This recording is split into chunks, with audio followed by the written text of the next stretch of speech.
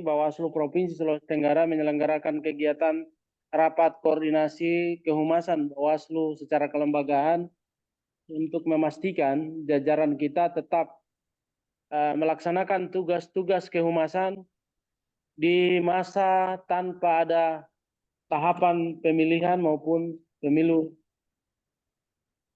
kita. Coba matikan dulu, matikan yang tidak dimatikan semuanya. Nah, nanti saya saja yang dihidupkan.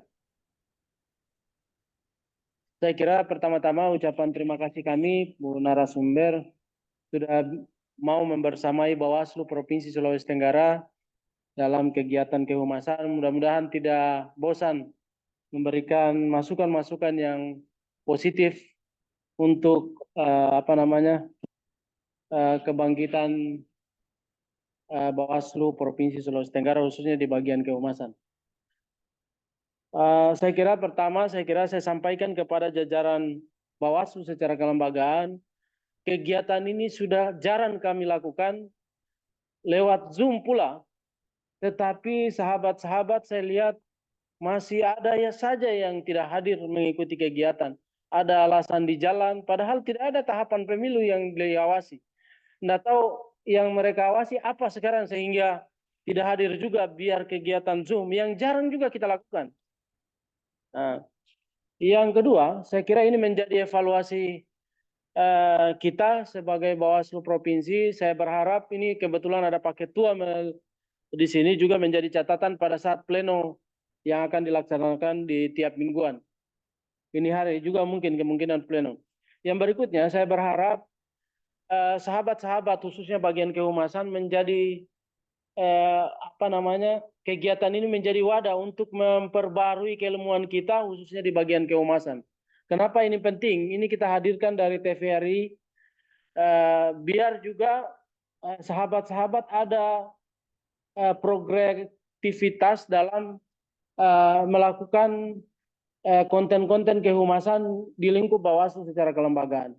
Banyak hal memang yang di masa non tahapan ini yang sebenarnya bisa kita lakukan sebagai Badan Pengawas Pemilihan Umum Provinsi, misalnya membuat konten terkait daftar pemilih berkelanjutan, itu juga bisa kita lakukan.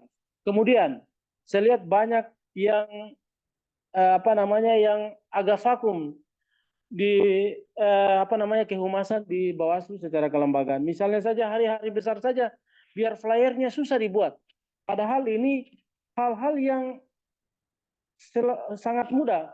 Yang penting bisa kita akses Canva atau Capcut, itu bisa kita mempublikasikan di media-media yang dilakukan oleh Badan Pengawas Pemilihan Umum. Yang kemudian saya kira bisa juga kita melihat konten-konten yang ada di Bawaslu provinsi yang lain yang kira-kira halnya tiap hari diupdate terkait dengan kehumasan. Ini juga bisa kita lihat, misalnya orang bikin video yang cuma beberapa detik tapi bisa dilihat 30 detik lah. Tapi bisa dilihat oleh publik sehingga ada ide-ide kreatif yang baru terkait dengan kegiatan-kegiatan Bawaslu. Jangan sampai karena tahapan tidak ada, kegiatan Bawaslu tidak ada. Itu jadi persoalan karena Humas ini adalah wajah Bawaslu di publik. Kalau tidak ada yang diposting di media sosial Badan Pengawas Pemilihan Umum, maka publik akan melihat, oh, apa kerjanya Bawaslu ini? Apa yang dilakukan selama di non tahapan ini? Padahal sebenarnya banyak hal-hal yang bisa kita lakukan di kantor, dan Humas itu mempublikasi apa-apa yang dilakukan oleh Badan Pengawas Pemilihan Umum. Nah, kita kadang-kadang nanti orang sudah upload dari lembaga lain baru kita berpikir. Padahal kita bisa berpikir, misalnya saja hari-hari besar, itu kan sudah harus di list itu di Badan Pengawas Pemilihan Umum, baik di provinsi, di kabupaten, sehingga pada saat sebelum harinya itu, sebelum diupload, itu sudah ada flyernya, bisa dikonsultasikan oleh Kabak dan koordinator divisinya di wilayahnya masing-masing. Jadi saya berharap jangan bilang tidak ada kegiatan Bawaslu, banyak hal yang bisa dilakukan, misalnya membuat iklan-iklan yang produktif terkait dengan keilmuan atau konten-konten yang positif terkait dengan kerja-kerja kelembagaan Badan Pengawas Pemilihan Umum. Misalnya ada beberapa, saya lihat di Gorontalo terkait DPB, di Sulawesi Utara, itu kan bisa kita tiru, kita modifikasi sesuai dengan kebaruan yang ada di Bawaslu secara kelembagaan. Bisa juga kita buat terkait dengan konten-konten kreatif kedaerahan. Kedaerahan yang ada di wilayah Provinsi Sulawesi Tenggara atau di wilayahnya kabupaten masing-masing, tetapi terkait dengan pengawasan yang kira-kira ke depan bisa menjadi hal yang positif untuk pemilu berikutnya. Nah, kemudian bisa saja membuat video-video terkait dengan bagaimana proses penyelesaian sengketa, bagaimana proses penanganan pelanggaran, dan lain sebagainya. Hal-hal positif itu yang bisa diadopsi dan dimasukkan ke media-media Humas Badan Pengawas Pemilihan Umum sehingga publik juga bisa melihat kerja-kerja kita sebagai Badan Pengawas Pemilihan Umum. Jangan sampai vakum betul kita karena tidak ada pemilu, tidak ada yang aktif. Padahal sebenarnya banyak kegiatan yang harus dibuat oleh Badan Pengawas Pemilihan Umum. Misalnya kegiatan-kegiatan yang dilakukan oleh komisioner harus terpublikasi di media-media sosial oleh Badan Pengawas Pemilihan Umum. Jangan sampai tidak publikasi maksudnya. Jadi saya berharap ini kerjasama kita semua, jangan 1-2 orang saja yang punya keinginan, tetapi satu kelembagaan. Jangan karena misalnya dia divisi penanganan pelanggaran, tidak mau mengurus mitra terkait Badan Pengawas Pemilihan Umum. Bisa dari penanganan pelanggaran menyampaikan ke kehumasan, bisa dari penyelesaian sengketa menyampaikan ke kehumasan, dan begitu seterusnya. Sehingga bisa saling memberi masukan antara satu divisi dengan divisi yang lain.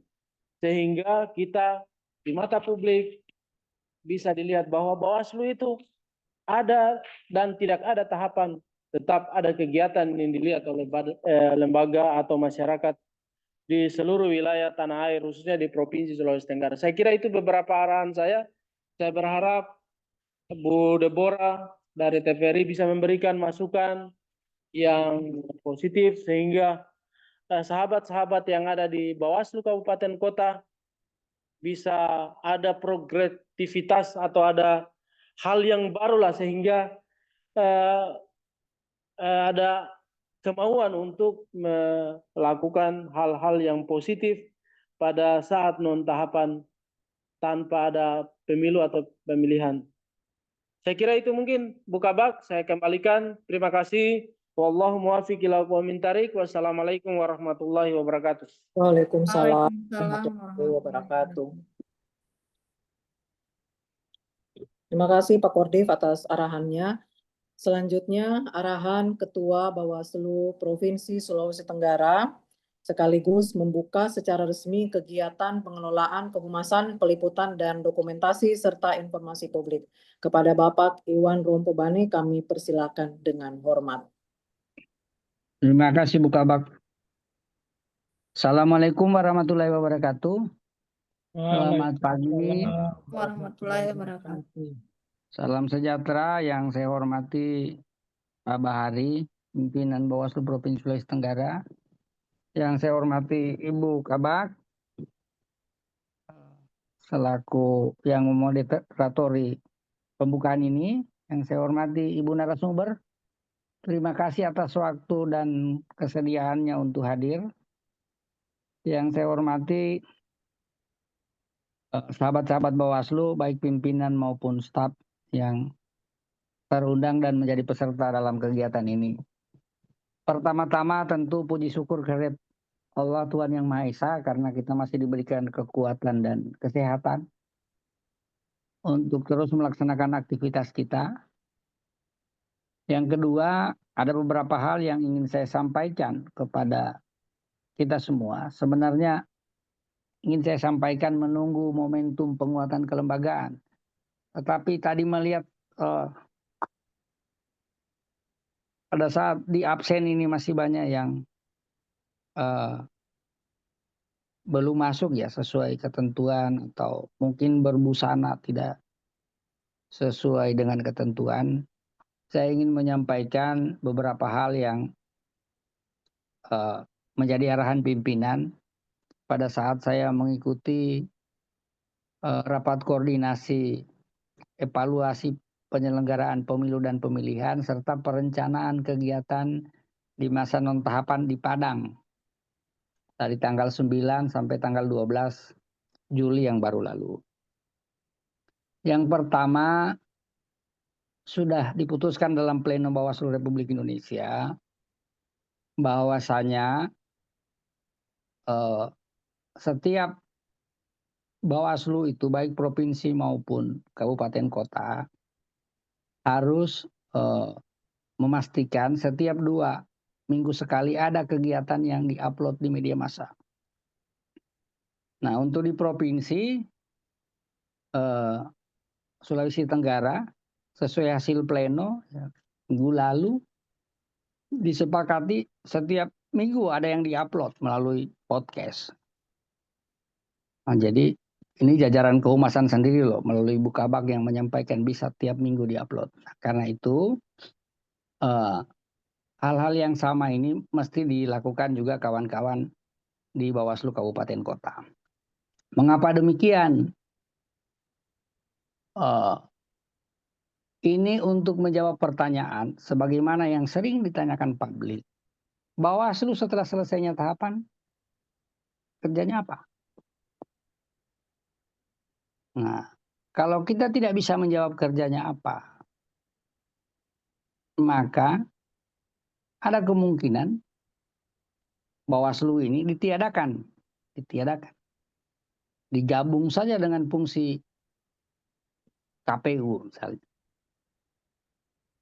Dengan mekanisme 9 orang di RI sebagaimana naskah kajian akademik yang ada di Bappenas. Ke kabupaten, ke provinsi, ke kabupatennya paling tinggal ditambah. Dikasih 7 provinsi, dikasih 5 kabupaten kota. Mengapa demikian? Karena untuk mengadhokkan Bawaslu kemungkinan sudah tidak bisa dengan putusan 135. Tetapi bukan berarti fungsinya ini disatukan ke tempat lain, bisa Pak, dalam rangka efisiensi. Nah, ini yang harus kita jaga bersama.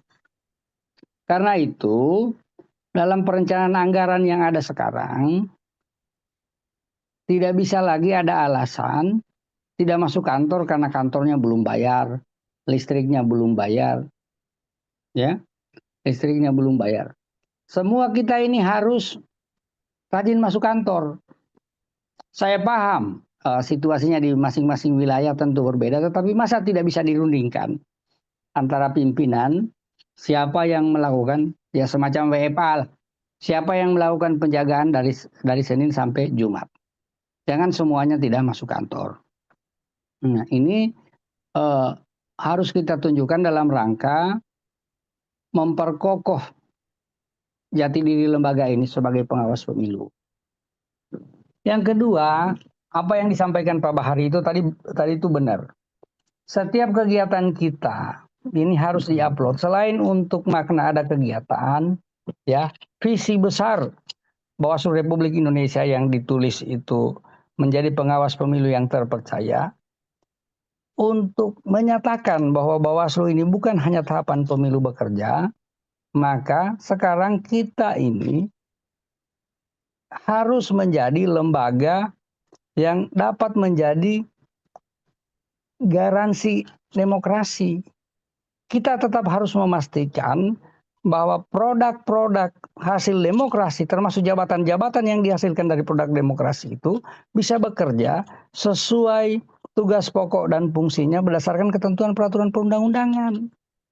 Nah ini sehingga Bawaslu tidak hanya dilihat bekerja sesuai tahapan.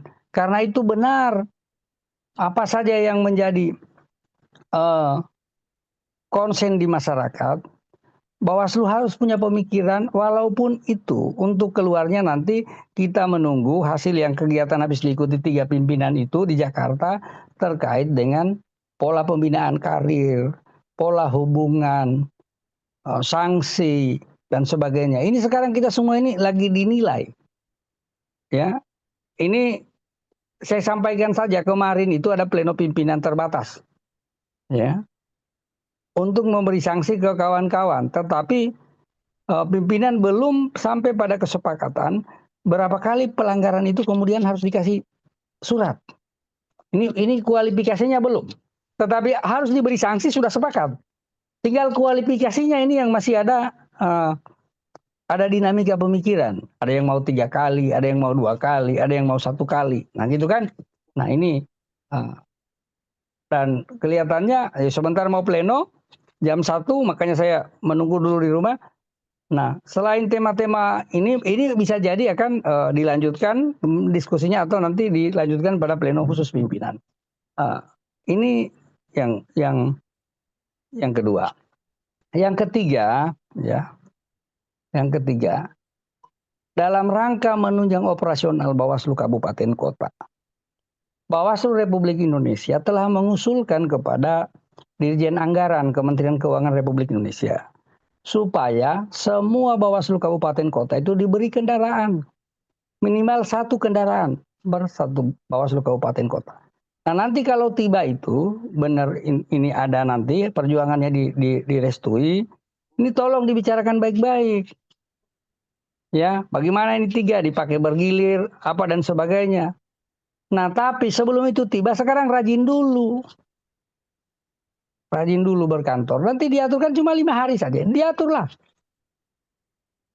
Misalnya yang wajib itu, saya ini dengan kawan-kawan pimpinan selalu hadir di kantor walaupun waktunya tidak jelas.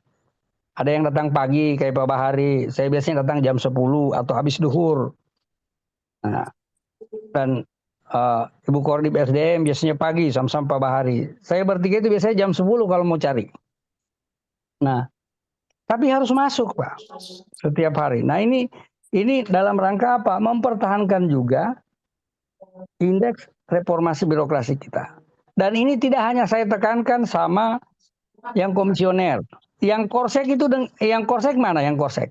Yang korsek ini saya sebenarnya tidak mau cerita ini, tapi korsek harus memfasilitasi kantor, memfasilitasi pimpinannya, memfasilitasi stafnya. Dasarnya apa? Sudah masuk di DIPA kita tunjangan kinerja untuk korsek kelas 7 mulai bulan Juni kemarin. Mungkin nanti dibayarkan di Ampra bulan Agustus, berarti ada 3 bulan tuh kekurangannya. Nah, artinya apa? Kalau selama ini hanya dapat insentif dari Pemda, sekarang setelah tahapan insentif dari Pemda kan tidak ada. Bawaslu mengganti dengan memberikan insentif setara kelas 7. Nah, ini berarti kan ada penghargaan tambahan. Kalau kita hitung-hitung, ya, ini saya cerita saja. Kalau kita hitung-hitung, banyakkan duitnya Bapak Ibu korsek loh daripada Ketua Bawaslu Kabupaten. Artinya take home pay-nya. Nah, karena itu saya minta rekan-rekan korsek ini, sahabat-sahabatku korsek semua, agar bisa memberikan keteladanan, memberikan contoh, bersifat mengajak, memotivasi kepada yang malas, khususnya memberikan keteladanan karena saya tahu di kabupaten kita semua ini ada pegawai baru. Pegawai baru itu cita-citanya masih menyala-nyala. Saya dengan Pak Bahari kemarin ke Kolaka Utara, lihat pegawai barunya semangat-semangat. Sehingga di Kolaka Timur, pegawainya semangat-semangat. Saya pernah ke Buton, saya kumpul di bau-bau Bawaslu, yang pegawai baru dari Busel, bau-bau dan Buton, itu semangatnya bagus-bagus. Nah maka ini saya minta kita semua memelihara yang ini, semangat-semangatnya ini bagus. Jangan sampai nanti ya kalau ditanya orang tuanya, kau kerja di Bawaslu, kerja apa? Pimpinanku jarang datang. Kan repot Pak. Nah jadi itulah yang terkait dengan hasil-hasil di Padang. Kemudian terkait dengan kegiatan kita hari ini kan semua kegiatan kita sekarang ini harus kita tayangkan di media sosial. Kita tahu sekarang ya kalau kita bicara keilmuan nih, ini sekarang era post-truth, era post-truth. Itulah, kurang pintar bahasa Inggris lagi sekarang. Sekarang itu yang penting viral dulu. Nah momentum ini harus direbut oleh kita. Kan caranya gampang, sudah tadi disebut Pak Bahari itu. Ya, bagaimana setiap kegiatan kita, setiap hari-hari nasional, internasional, kita kelihatan ada. Kita kelihatan ada. Ini saya lihat hanya beberapa yang berfungsi. Tidak usah saya sebut-sebut. Nah, ini coba semuanya berlomba dengan idenya masing-masing, dengan originalitasnya masing-masing. Tidak apa-apa. Kita ikuti apa yang dia bilang tadi Pak Bahari. Kita menggunakan prinsip ATM. Amati, tiru, modifikasi. Tidak apa-apa. Tetapi kita jangan kehilangan originalitas kita. Nah, ini kan tidak mungkin kita menghindari ketidaksamaan di era seperti poster sekarang ini. Kita tidak mungkin menghindari bahwa salah satu itu sama sekali 180 derajat berbeda dengan yang lain. Pasti tidak mungkin. Ya, minimal logo Bawaslu-nya pasti ada. Itu kan berarti sama, Pak. Ya, tetapi ada originalitas kita. Nah, inilah kita sekarang ini ada pegawai-pegawai baru, walaupun mungkin mereka tidak dihumas, tapi coba ditanya idenya. Kalau ini misalnya ini bagusnya diapakan? Kan ini diskusinya tidak harus pakai rapat, kan diskusi ringan-ringan saja kalau cuma mau bikin flyer dan sebagainya. Dan kegiatan-kegiatan yang setiap 2 minggu itu. Terus, ini terakhir. Coba, ini saya mintain semuanya. Jangan, kalau hari tidak libur, enggak usah dulu kasih tahu pimpinan atau yang tidak hadir. Tidak usah dulu posting-posting, jadikan story, status yang tidak berkaitan dengan kantor. Kecuali kalau hari Sabtu Minggu, misalnya di kebun, di apa, jangan dulu. Nanti karena ini kita lagi disorot nih. Lagi bertarung ini Senayan, ya, dengan banyak pihak terkait undang-undang pemilu dan pemilihan ini mau diapa? Mau direvisi, mau dikodifikasi atau diapa? Jangan sampai story-story itu semua dikumpul. Ini sekarang zaman meta ini. Oh, bisa dipresentasi. Misalnya, 75% orang Bawaslu itu sekarang kerjanya bukan di kantor. Ini saya minta ini. Dengan hormat. Kecuali kalau hari Sabtu Minggu itu lain soal, terserah itu. Tapi hari-hari kerja tolong dulu jangan diposting yang kegiatan story yang tidak berkaitan dengan kantor. Saya sudah dapat pemberitahuan resmi ini, hanya ini kan direkam. Apalagi kita tidak tahu siapa yang ada di dalam ini. Nanti saya kasih tahu. Ini kita lagi diintip-intip ini semua. Jadi tolonglah kita hiasi beranda kita dengan aktivitas kantor dalam rangka menjaga indeks reformasi birokrasi Bawaslu. Kalau ini bisa dipertahankan, tahu enggak? Goalnya kemana? Goalnya kemana itu kenaikan tukin sekretariat. Kalau tukinnya sekretariat naik, maka uang kehormatan komisionernya juga naik. Jadi ini sebenarnya ujungnya selain soal masa depan lembaga ini. Saya kira saya juga dengan Pak Bahari ini tidak mau kita yang lagi jadi Bawaslu terus tiba-tiba ini Bawaslu bubar atau di ad hoc-kan. Tetap harus kita wariskan ke mana? Ke generasi berikutnya dalam keadaan yang kalaupun tidak lebih baik, maka minimal jangan dia lebih rendah grade-nya daripada yang ada sekarang. Saya kira itu kawan-kawan, Bapak Ibu yang saya hormati, yang dapat saya sampaikan dengan mengucapkan basmalah, bismillahirrahmanirrahim. Mari kita buka kegiatan ini secara resmi. Bismillahirrahmanirrahim. Terima kasih. Wassalamualaikum warahmatullahi wabarakatuh. Waalaikumsalam warahmatullahi wabarakatuh. Baik, terima kasih Pak Ketua atas arahannya dan membuka kegiatan kita pada pagi hari ini. Demikianlah pembukaan kegiatan pengelolaan kehumasan, peliputan dan dokumentasi serta informasi publik Bawaslu Kabupaten Kota Sulawesi Tenggara. Selanjutnya mungkin kita langsung ke materi. Saya harap Bapak Ibu jangan meninggalkan ruang Zoom ini karena kami rasa sangat penting kegiatan kita pada pagi hari ini. Mungkin kalau ada yang mau di-share atau ditanyakan langsung kepada narasumber, saya persilakan. Selanjutnya saya serahkan kepada moderator kita kegiatan pada pagi hari ini, Mbak Titi, untuk langsung mengambil alih dan mempersilakan narasumber membawakan materinya. Terima kasih. Assalamualaikum warahmatullahi wabarakatuh. Nyalakan videonya.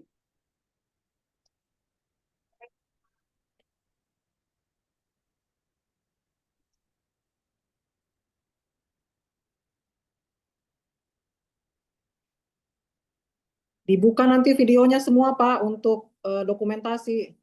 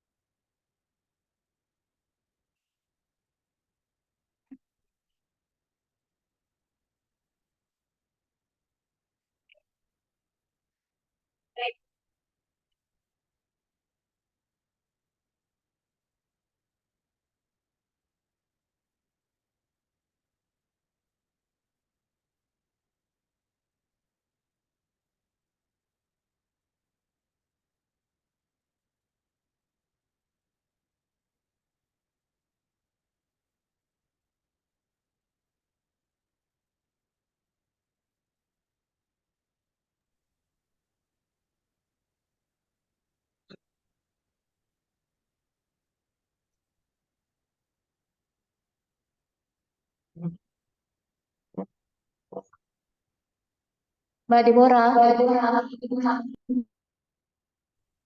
Iya, Mbak Titi. Sudah bisa dimulai, Mbak?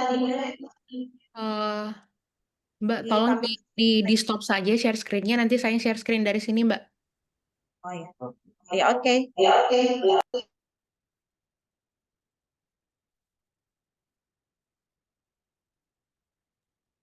Baik, terima kasih. Assalamualaikum warahmatullahi wabarakatuh. Boleh di-open mic-nya, nggak Warahmatullahi apa-apa? wabarakatuh. Waalaikumsalam. Waalaikumsalam warahmatullahi wabarakatuh. Waalaikumsalam Bu Demba. Waalaikumsalam warahmatullahi wabarakatuh. Baik, terima kasih. Soalnya sudah dijawab. Selamat pagi menjelang siang, Bapak Ibu sekalian. Yang Pagi. pertama-tama saya mau mengucapkan terima kasih kepada Bawaslu Provinsi Sultra atas kesediaannya untuk meminta saya menjadi narasumber pada kegiatan pada pagi hari ini. Yang terhormat Bapak Ketua Bawaslu Provinsi Sultra, Pak Iwan, dan juga Bapak Kordif, Bapak Bahari, dan juga Ibu Kabak, Ibu Olive tadi yang sudah membuka acara kita sejak pagi tadi, dan juga pastinya yang saya hormati Bapak Ibu sekalian, baik itu Kordif maupun staf ya, mohon maaf kalau saya salah, di Bawaslu yang ada di kabupaten dan kota di seluruh provinsi Sulawesi Tenggara. Eh, Kurang lebih sebenarnya Bapak Kordif tadi dan juga Pak Ketua sudah menyampaikan poin-poin media sosial itu seperti apa ya teman-teman semua. Sebenarnya media sosial itu bukan sesuatu yang rumit, bukan sesuatu yang sulit, cuman memang dibutuhkan konsistensi, dibutuhkan eh, upload terus-menerus. Jangan ada kosong-kosongnya kalau mengupload agar media sosial Bawaslu ini selalu terlihat, bahkan semakin meningkat visibilitasnya. Nanti semakin banyak masyarakat Sulawesi Tenggara yang bisa melihat. Oke, saya izin share screen dulu.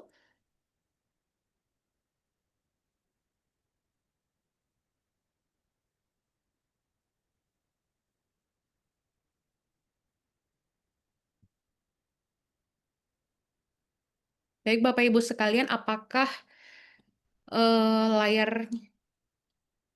bisa melihat dengan jelas presentasinya? Bisa Mbak. Baik, kita mulai ya, Bapak Ibu sekalian, memanfaatkan sumber daya online dalam membuat konten kreatif di media digital. Ini adalah agenda kita untuk pertemuan hari ini, ada perkenalan dan pembuka, lalu kita akan belajar tentang konten digital dan platformnya apa saja, juga pemanfaatan tools yang bisa mempermudah kinerja Bapak Ibu semua, dan juga strategi dalam membuat konten, serta yang terakhir kita akan diskusi serta review akun medsos dari masing-masing kabupaten atau kota, juga provinsi juga. Baik, izin memperkenalkan diri, saya Deborah Grace Lolio, saat ini sebagai peranata siaran ahli pertama di TVRI Sulawesi Tenggara. Ini adalah kontak saya bersama email. Bapak Ibu juga bisa menemukan saya di media sosial dengan ID Grace Dep. Saat ini saya adalah Ketua Tim Produksi dan Penyiaran Program di TVRI Sultra dan juga pernah menjabat sebagai Ketua Tim Konten Media Baru. Dan saya juga adalah Certified Content Creator, Certified Public Speaker juga. Dan sepanjang berada di TVRI, saya pernah menjadi reporter SEA Games di Kamboja dan reporter untuk kegiatan KTT G20 di Bali. Kita akan belajar tentang data pengguna internet di Indonesia. Ini sebenarnya data keseluruhan. Bapak Ibu bisa memperhatikan bahwa begitu pentingnya media sosial saat ini di Indonesia. Dari total populasi 285 juta orang, itu ada sekitar 212 juta orang-orang yang menggunakan internet di Indonesia. Jadi luar biasa presentasinya. Dan ini bisa Bapak Ibu lihat melalui data di bawah ini bahwa orang-orang yang menggunakan media sosial itu untuk perbandingan usianya 62,7% berusia 18 tahun. Ya, 18 tahun ke atas. Dan untuk perbandingan gender, untuk yang perempuan itu ada 46% pengguna media sosial perempuan, dan laki-laki ada 54%. Dengan rata-rata orang menghabiskan waktu di media sosial itu sebanyak 3 jam, 8 menit. Nah, bayangkan kalau 3 jam itu bisa dipakai untuk melihat konten-konten Bawaslu, maka bisa dipastikan pasti engagement akan meningkat, follower akan meningkat, dan pastinya semua kegiatan-kegiatan humas, semua kegiatan-kegiatan yang ada di non-tahapan ini bisa dipublikasikan dan sampai ke masyarakat. Nah, selanjutnya Bapak Ibu bisa dilihat ini alasan terbesar orang-orang menggunakan internet adalah karena ingin mencari informasi. Lalu yang kedua itu ingin tetap terhubung dengan teman dan rekan-rekan keluarga. Dan yang ketiga mencari ide dan inspirasi. Ini 3 terbesar alasan orang untuk menggunakan internet. Jadi sebenarnya informasi ini cukup menguntungkan kita karena Bawaslu bisa hadir untuk berbagi informasi di mana orang-orang ingin mendapatkan informasi melalui media sosial. Selanjutnya, sosial media platform yang paling banyak digunakan per Februari 2025 itu ada WhatsApp, Instagram, Facebook, TikTok, Telegram, Messenger, X, ya, dan lain sebagainya. Di peringkat paling bawah ada Snapchat. Jadi peringkat teratas, ini 5 teratas ada WhatsApp, Instagram, Facebook, TikTok, dan Telegram. Ini Bapak Ibu. Selanjutnya, nah sudah hampir sama seperti sambutan yang dibawakan oleh Pak Ketua dan Pak Kordif tadi, saya ingin bertanya kepada Bapak Ibu semua, mengapa sih Bawaslu itu perlu hadir di media sosial? Silakan yang bisa menjawab boleh open mic-nya. Mengapa Bawaslu perlu hadir di media sosial? Ini yang bisa menjawab hanya Bapak Ibu nih. Silakan.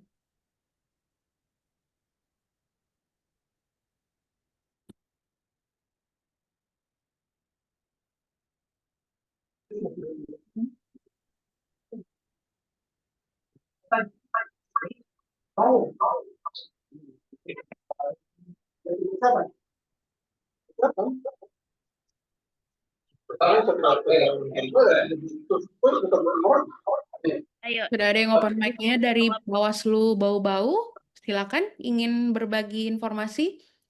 Mengapa Pak Bawaslu ini perlu hadir di media sosial? Kenapa Pak? Ya, Bawaslu perlu hadir di media sosial karena Bawaslu sebagai lembaga publik yang harus memberikan informasi kepada publik dan menyebarluaskan kegiatan-kegiatan yang dilakukan oleh Bawaslu kepada publik, dan itu merupakan tanggung jawab daripada Bawaslu sebagai lembaga publik untuk diketahui oleh masyarakat secara luas.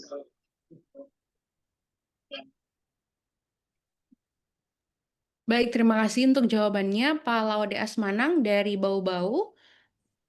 ya, Bawaslu memang perlu menjangkau masyarakat luas dan perlu memberikan edukasi, perlu memberikan informasi, tadi menjadi pengawas pemilu yang terpercaya gitu. Nah, bagaimana caranya agar bisa menjadi terpercaya? Salah satunya adalah dengan meningkatkan kepercayaan masyarakat melalui media sosial. Selanjutnya, pertanyaan selanjutnya nih, apa tujuannya? Tujuannya tadi mungkin sudah terjawab ya, agar konten-konten kita itu sampai ke masyarakat, agar kegiatan-kegiatan kita bisa terlihat dengan baik, dan juga agar tingkat kepercayaan itu meningkat terhadap kinerjanya Bawaslu. Jadi ternyata masyarakat jadi bisa tahu bahwa Bawaslu itu bukan hanya bekerja pada saat ada pemilu saja, tetapi juga tetap bekerja pada masa-masa seperti ini, non-tahapan. Nah, selanjutnya saya ingin kembali menanyakan kepada Bapak Ibu, siapa audiens atau siapa pemirsa, siapakah orang-orang yang ingin eh, Bapak Ibu jangkau melalui sosial media, melalui media sosial. Silakan yang ingin berbagi pendapatnya, langsung saja open mic dan boleh langsung menjawab. Siapa yang ingin dijangkau boleh menyebutkan apakah laki-laki atau perempuan, atau anak-anak remaja, usia dewasa, dan lain sebagainya. Silakan.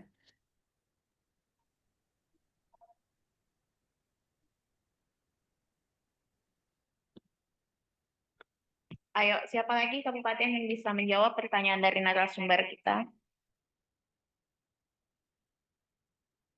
Dari Kota Kendari mungkin Ahlan.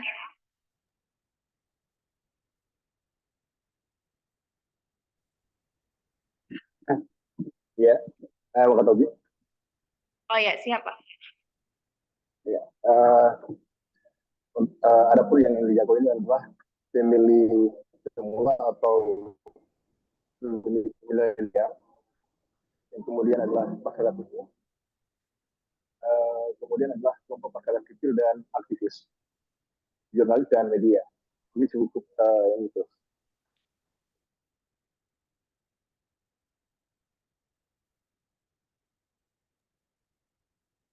Baik, mohon maaf Pak Faisal, boleh diulang sedikit? Diulangi sekali lagi jawabannya, Pak. Ya. Yang pertama adalah pemilih semula atau pemilih milenial yang di mana usianya ini adalah 17 hingga 30 tahun. Kemudian masyarakat umum atau pemilih dewasa, kemudian kelompok masyarakat sipil dan aktivis, jurnalis atau media, dan partai politik. Baik, terima kasih ya Pak Faisal. Dari yang saya tangkap ada pemilih milenial, pemilih umum, lalu ada aktivis, jurnalis, dan juga partai politik gitu ya Pak. Tadi yang Bapak jelaskan. Nah, itu menandakan bahwa Bapak Ibu sekalian sudah mengerti sebenarnya tujuan kita membuat media sosial untuk apa dan siapa yang akan kita harapkan untuk menonton konten-konten kita. Nah, kalau kita sudah mengerti seperti apa targetnya, sudah seperti apa tujuannya, nah yang perlu dilakukan selanjutnya adalah menyusun strategi. Nah, untuk selanjutnya poinnya bisa Bapak Ibu lihat di layar. Tentukan target yang ingin dicapai. Target yang dimaksud di sini adalah apakah Bapak Ibu ingin targetnya itu adalah penambahan followers, atau targetnya adalah konten-kontennya view-nya lebih banyak, itu berarti ada peningkatan engagement, atau likes-nya lebih banyak, share-nya lebih banyak, yang mana yang sebenarnya menjadi target dari media sosial Bawaslu. Silakan Bapak Ibu jawab. Dari Kolaka mungkin, dari Bau-Bau, dari Konawe, apa yang ingin dicapai melalui media sosialnya. Silakan.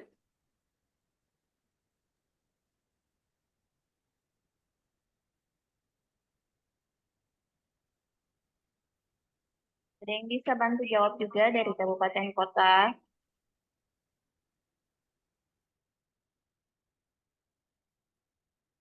Dari Konawe mungkin? Mbak Deborah. Aduh, kenapa kayak itu? Ya, Hancur nih kita. Pak Mas Budin.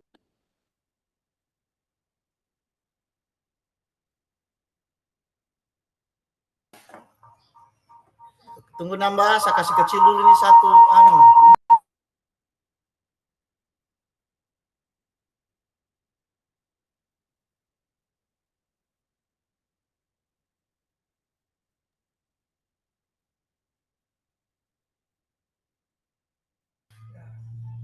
Mbak Deborah,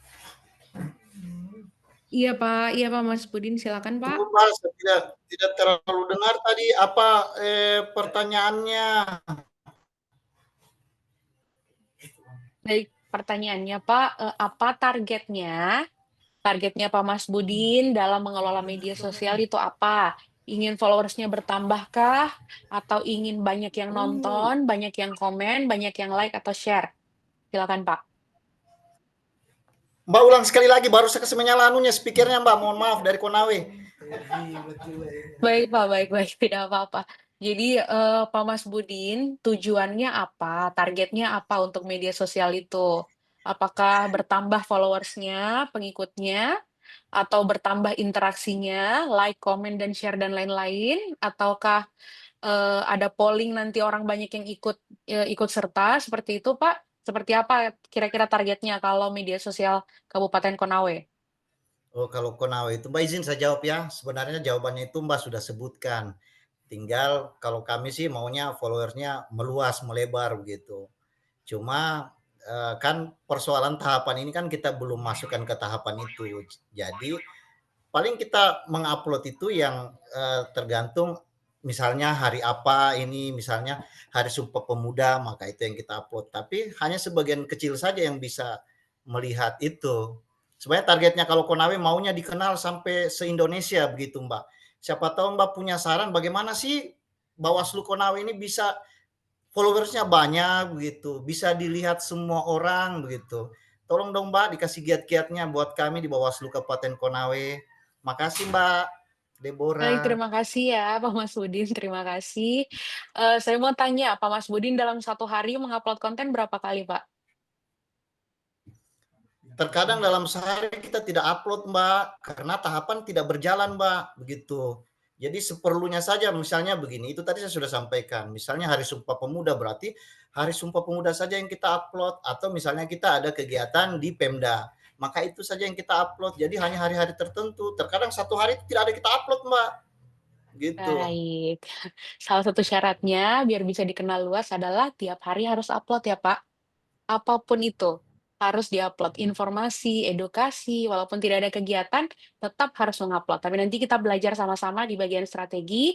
Sekarang kita lihat dulu jenis-jenis konten. Makasih ya Pak Mas Budin untuk pendapatnya. Iya, iya.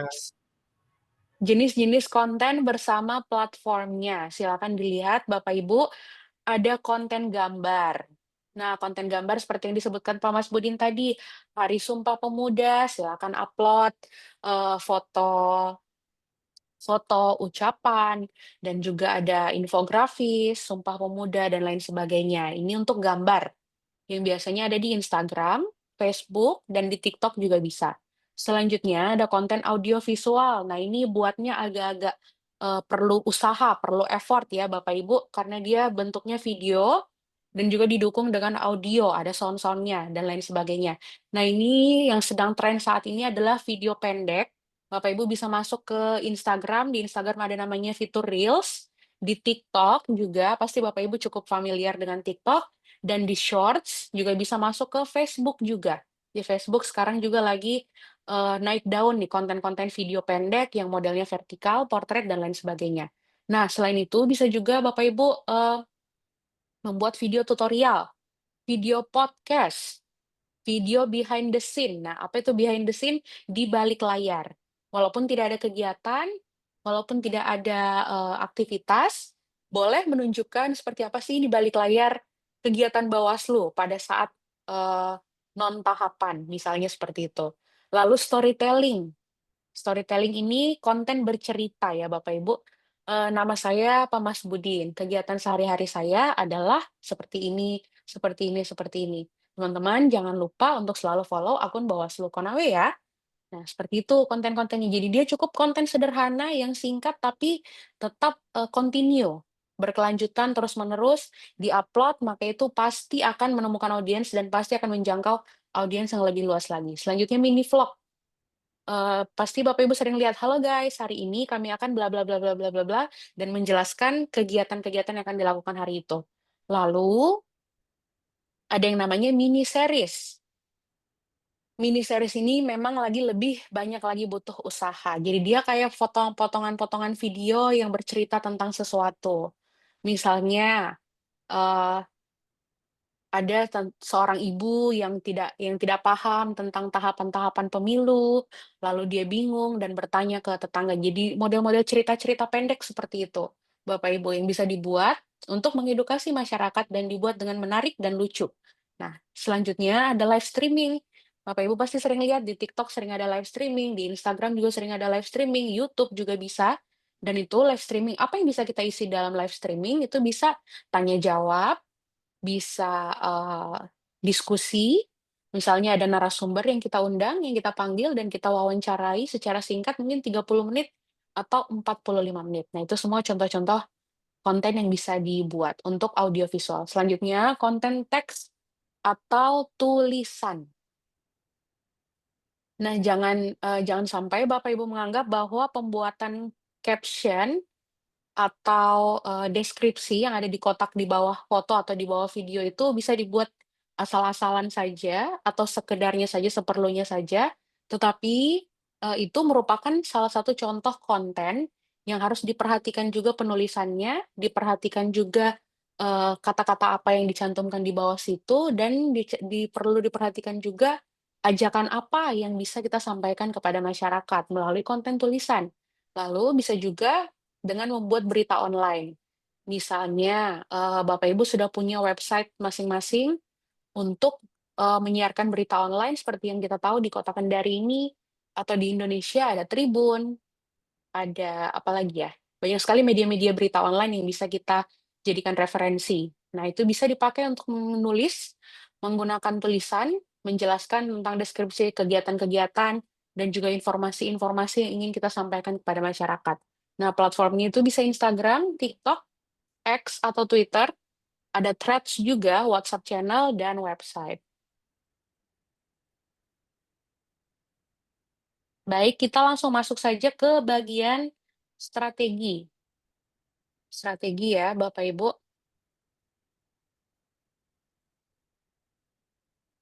Yang pertama, tentukan jenis dan tujuan konten. Jenis konten apa yang akan kita angkat di media sosial, lalu tujuannya seperti apa. Tadi tujuannya sudah diketahui ya, ingin berbagi informasi, ingin menambah followers, ingin meningkatkan interaksi, dan lain sebagainya. Nah, konten-konten yang bisa dipilih untuk media sosial Bawaslu itu ada edukasi publik, bisa seri edukasi, misalnya dalam satu video dijelaskan apa itu tahapan dan apa itu non-tahapan. Lalu, apa tugas dan fungsi Bawaslu. Lalu bisa juga profil tokoh pengawas lokal. Misalnya ada tokoh pengawas di daerah masing-masing yang ingin diangkat kegiatannya, nah itu boleh dibuatkan video singkat untuk menjangkau masyarakat. Selanjutnya, apa saja isu dan potensi pelanggaran yang ada di Sulawesi Tenggara atau ada di daerah kabupaten atau kota Bapak Ibu masing-masing. Nah, selanjutnya seperti yang sudah saya jelaskan tadi, live streaming, tanya jawab bersama Bawaslu, bersama Pak Ketua mungkin atau bersama komisioner dan lain sebagainya. Ini Bapak Ibu sendiri yang bisa merancang ini dan menentukan apalagi ya yang bisa kita buat dan lain sebagainya. Selanjutnya bisa kompetisi konten kreatif lokal. Nah, misalnya Bapak Ibu bikin kita buat lomba membuat iklan layanan masyarakat terkait Bawaslu. Nah, itu nanti bisa diikuti sama pelajar atau diikuti sama mahasiswa. Nah, itu bisa membantu Bawaslu untuk meningkatkan visibilitas di dalam media sosial. Selanjutnya bisa polling dan kuis gitu. Jadi ada fitur-fitur di Instagram, ada fitur-fitur juga di media sosial lainnya yang bisa memudahkan Bapak Ibu untuk berbagi polling dan kuis, lalu mungkin bisa diberikan hadiah berupa souvenir kah atau kaos Bawaslu dan lain sebagainya. Disesuaikan saja dengan anggaran masing-masing. Nah, strategi kedua yang bisa saya bagikan untuk Bapak Ibu semua itu membuat kalender konten. Nah, Bapak Ibu tidak akan pernah tahu dan tidak akan pernah siap dalam mengelola media sosial jika tidak punya kalender konten. Karena konsistensi atau menjadi konsisten itu adalah kuncinya. Adalah kuncinya supaya kita bisa terlihat di media sosial, agar follower kita bisa bertambah, interaksi bisa meningkat. Fungsinya memiliki kalender konten itu adalah lebih terjadwal upload-nya, terus menghindari kelelahan karena pusing memikirkan konten, pusing bikin kontennya, pusing mengedit, dan lain sebagainya.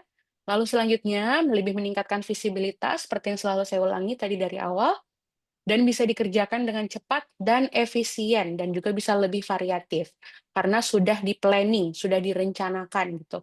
Jadi Bapak Ibu, biasanya saya di TVRI membuat kalender konten itu saya lihat dalam 1 bulan, hari-hari besar apa saja yang akan terjadi di dalam 1 bulan itu. Misalnya sekarang di bulan Juli, nah saya sudah browsing untuk hari besar di bulan Agustus misalnya.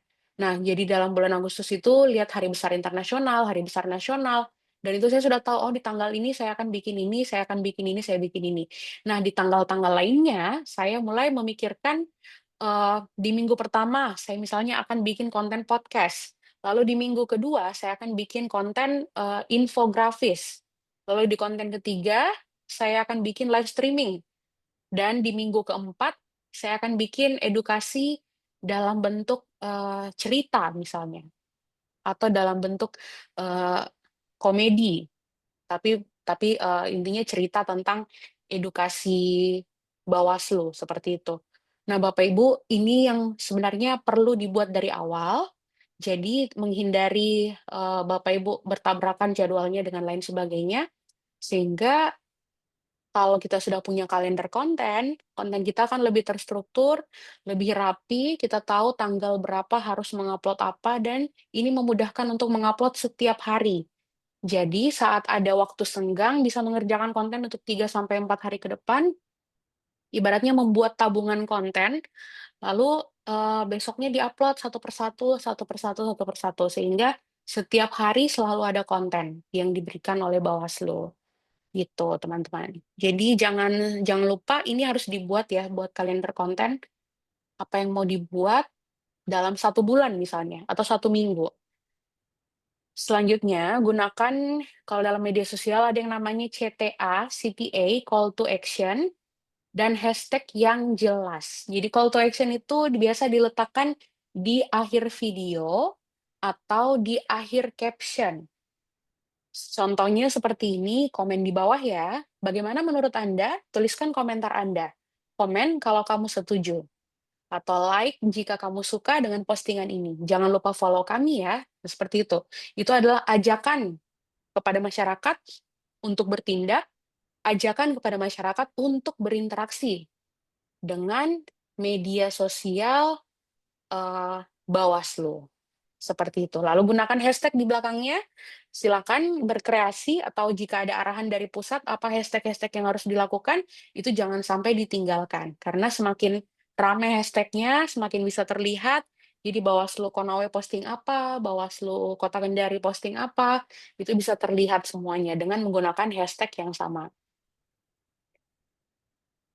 Baik, strategi yang keempat, yaitu ajak komunitas dan kolaborator. Jadi bisa dengan kolaborasi dengan influencer lokal, dengan jurnalis, mahasiswa, atau pemuda-pemudi yang contohnya mungkin bisa menjadi duta Bawaslu, dan lain. Kolaborasi konten juga dengan tokoh-tokoh yang dipercaya publik, seperti akademisi atau apa. Jadi kita bisa bikin konten tanya jawab, atau konten pengawasan, pengamatan, dan lain sebagainya. Buat konten juga bisa bersama sekolah, kampus, komunitas. Kenapa sekolah, kampus, atau komunitas? Karena mereka ini audiensnya banyak, Bapak Ibu. Jadi kalau Bapak Ibu ingin menjangkau mahasiswa, misalnya pemilih milenial, ya kerjasama sama satu jurusan, sama satu fakultas gitu, dan itu nanti bisa disebarkan ke sesama mereka.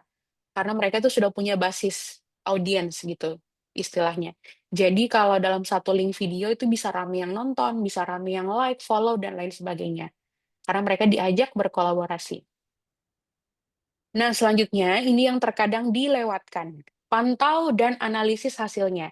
Kita tidak bisa mengelola media sosial kalau kita tidak memantau dan menganalisis hasilnya, Bapak Ibu. Jadi caranya kita memantau dan menganalisis, buka Instagram-nya, nanti cari yang namanya Instagram Insight, ada TikTok Analytics kalau di TikTok, kalau di Facebook ada Facebook Page Insight atau Metadata Insight, ada juga YouTube Studio. Nah, nanti Bapak Ibu bisa melihat di sana ada grafik-grafik, ada angka-angka, kalau dalam satu video itu berapa orang yang nonton, berapa orang yang like, berapa orang yang share, dan juga di menit keberapa atau di detik keberapa orang-orang berhenti nonton video kita, dan lain sebagainya. Itu bisa dilihat, dianalisis hasilnya. Nanti Bapak Ibu bisa membandingkan, oh dari video A dengan video B, di video A itu saya lihat orang lebih suka kalau konten yang komedi atau konten yang mengambil sesuatu yang lagi viral sekarang, seperti itu. Jadi bisa dilihat, dan kalau kita lihat, oh cara ini berhasil di video A, maka lakukan terus seperti video A. Jadi lihat konten mana yang paling banyak interaksi dan kita posting lebih banyak konten-konten yang sama atau mirip-mirip seperti itu. Tinggal diganti saja temanya apa, diganti siapa yang ngomong, diganti gitu. Jadi di-posting terus, posting terus, posting terus. Nah, ini pentingnya kita memantau dan menganalisis hasilnya.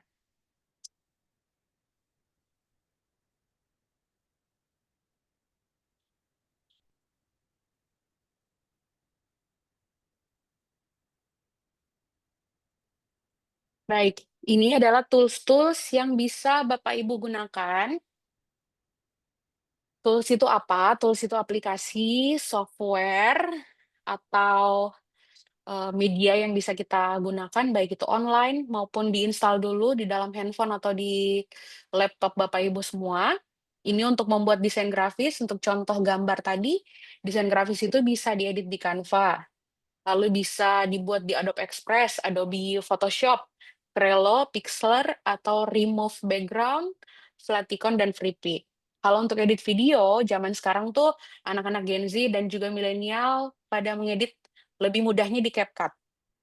Lalu bisa juga di VN Editor, di InShot, Adobe Premiere, DaVinci Resolve, Canva Video juga bisa, jadi kayak presentase yang di-save dalam bentuk video.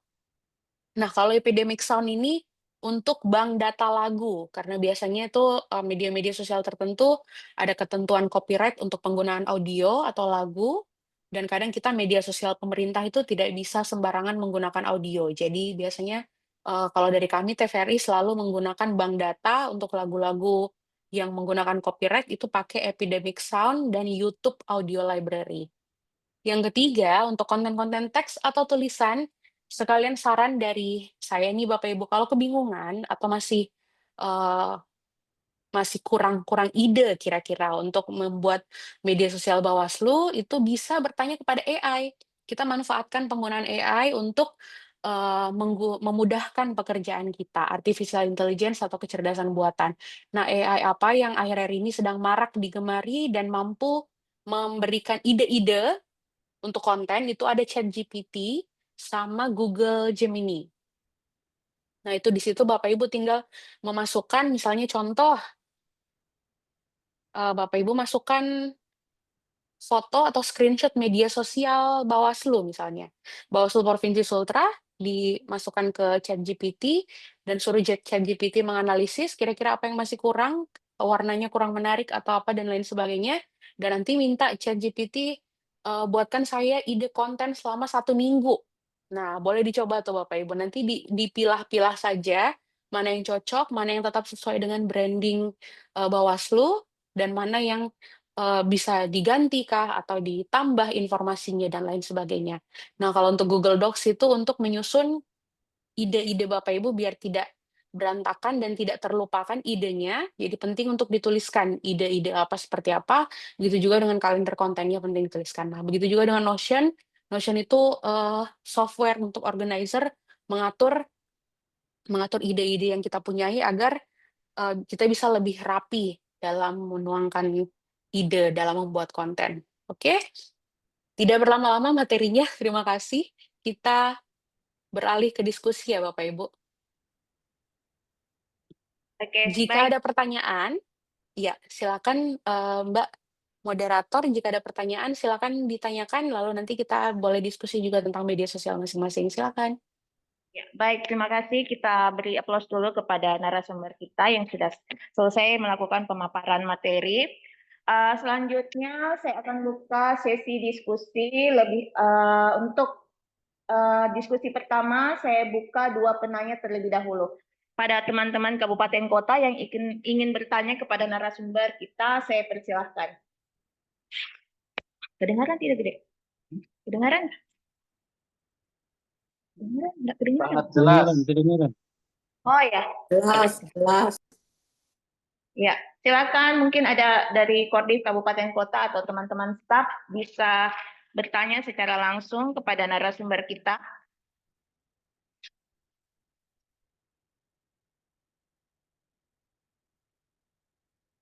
Terkait konten-konten apa saja yang akan dibuat atau secara teknis seperti apa.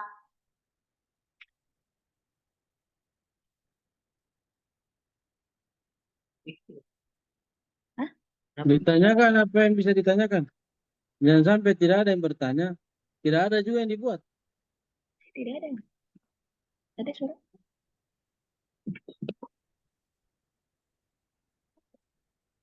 Baik. Iya, teman-teman silakan Bapak Ibu boleh sharing.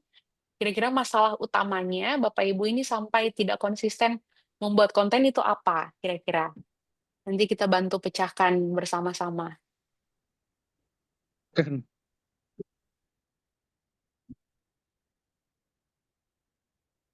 Karena malas saja mungkin. Ampun saya. Baik, Pak. Iya, silakan. Ini Pak Hari Sukma Pradinata dari Kolaka Timur. Silakan.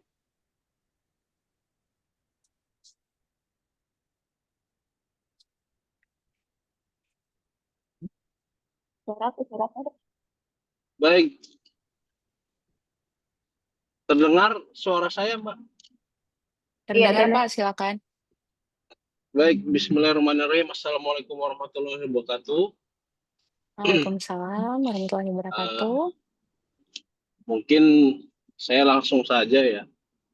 Memang kalau saya melihat dari penjelasan tadi, sebenarnya kan sudah jelas semua terkait dengan apa namanya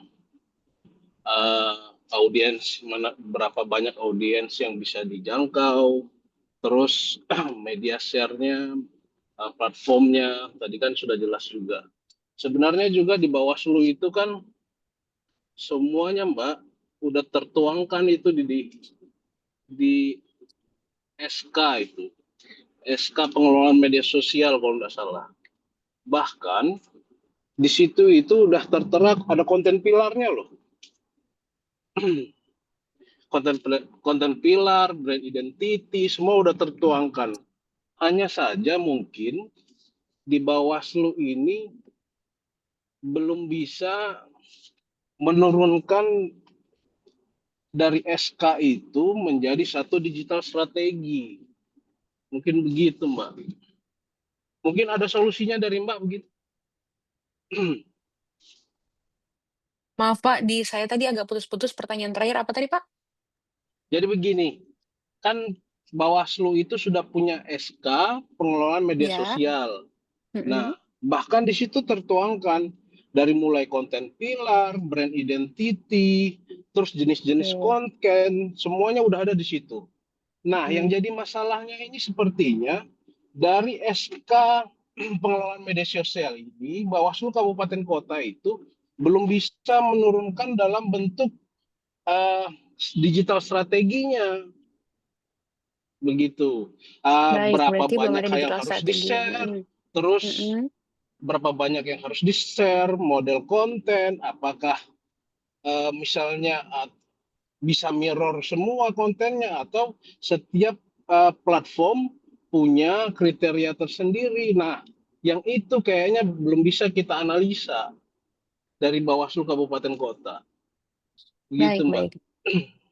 Baik, terima kasih ya Pak Hari Sukma Pradinata. Kalau menurut saya seperti ini, untuk branding itu pasti harus sama ya, baik Bawaslu provinsi, Bawaslu kabupaten kota, Bawaslu Republik Indonesia, itu semua brandingnya harus sama.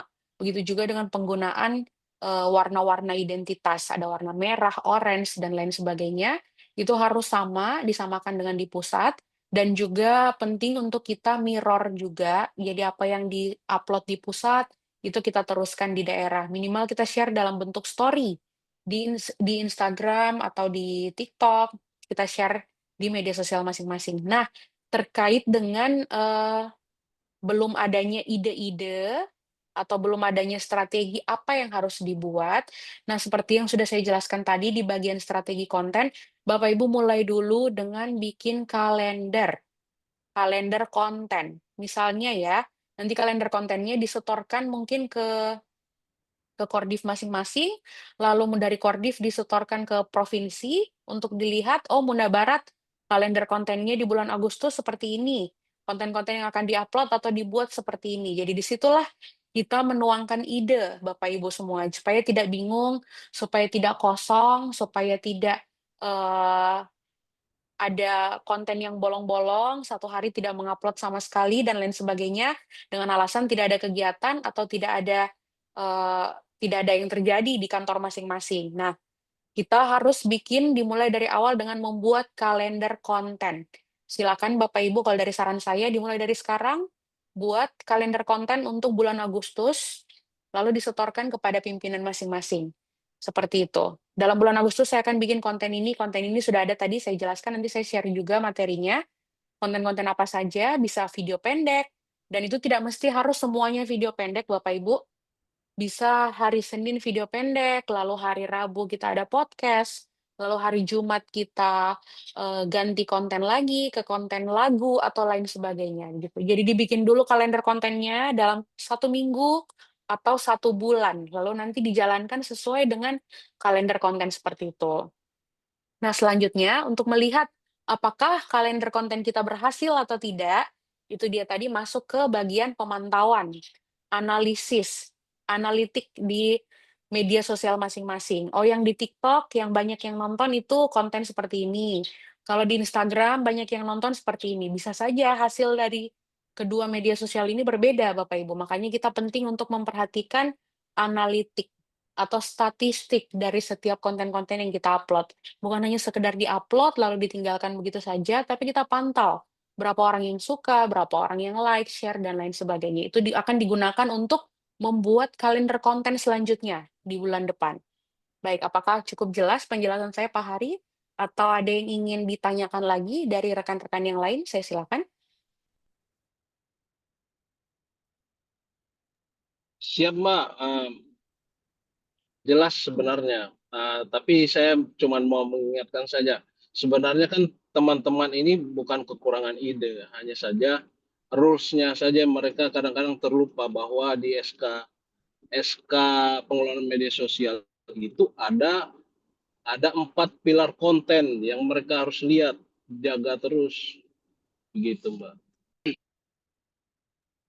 Baik, terima kasih ya Pak Hari. Nah, itu teman-teman ternyata sudah cukup jelas ya. Batasannya atau boundaries-nya dalam membuat konten itu sudah jelas, sudah ada pilar konten dan lain sebagainya.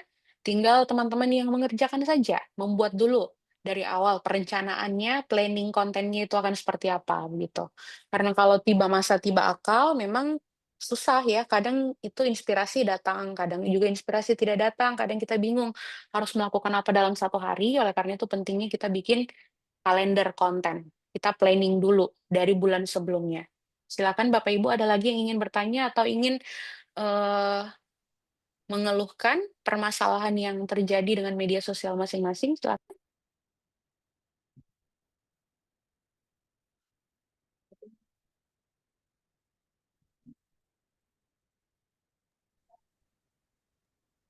Izin Yang- moderator.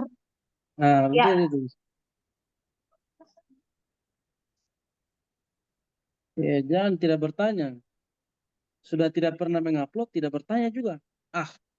Ya, Bagaimana ceritanya? Oke, baik, silakan Pak Haris. ya. Terima kasih. Bismillahirrahmanirrahim. Assalamualaikum warahmatullahi wabarakatuh. Mungkin saya langsung saja tanpa mengurangi rasa hormat kepada pimpinan dan seluruh peserta. Saya kira sangat menarik apa yang menjadi pembahasan kita hari ini terkait apa yang sudah disampaikan, apa yang sudah dijelaskan oleh narasumber. Memang kita sadari di tingkatan kabupaten kota ini terkait dengan pengelolaan media sosial, tentunya masih banyak kendala-kendala kita. Salah satunya kita memang belum bisa memproduksi atau membuat konten setiap harinya. Nah, kita akan lebih banyak memang melakukan kegiatan terkecuali di masa tahapan. Yang menjadi kendala-kendala kita selama ini, kalau kita melakukan evaluasi atau analisis terkait dengan target audiens kita yang tadi disebutkan di awal, misalnya partai politik, kemudian pemilih, atau masyarakat umum, atau masyarakat luas, terkadang ini sangat jarang melihat media sosial yang ada di Bawaslu. Nah, kita akan banyak, misalnya orang akan banyak mencari informasi terkait dengan di Bawaslu, itu ada saat-saat tertentu saja, misalnya ada rekrutmen. Nah, di luar itu, masyarakat kita, khususnya untuk di Buton Utara, kami melihat itu masih sangat sedikit yang tertarik dengan media sosial yang ada. Sekalipun misalnya kami juga sudah mencoba untuk selalu melakukan publikasi, tetapi respon publiknya itu masih sangat kecil. Nah, kira-kira kami minta tips dari narasumber supaya pengelolaan media sosial kami itu lebih baik ke depannya. Terima kasih. Assalamualaikum warahmatullahi wabarakatuh. Waalaikumsalam warahmatullahi wabarakatuh. Terima kasih Pak Abdul Haris. Kalau boleh tahu ini Bapak pegang media sosial apa ya Pak? Media sosial kabupaten atau kota?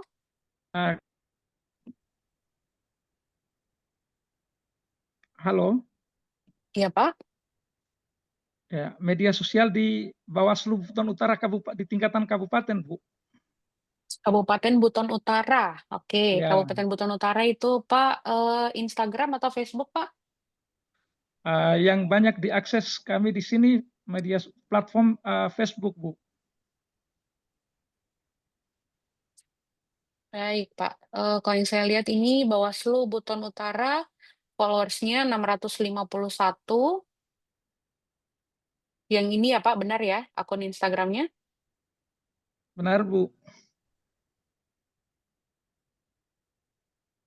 Baik, terakhir posting 18 jam yang lalu 1 hari yang lalu. Oke, cukup aktif ya Pak. Cuman ini antara postingan ketiga dan keempat ada jeda 6 hari.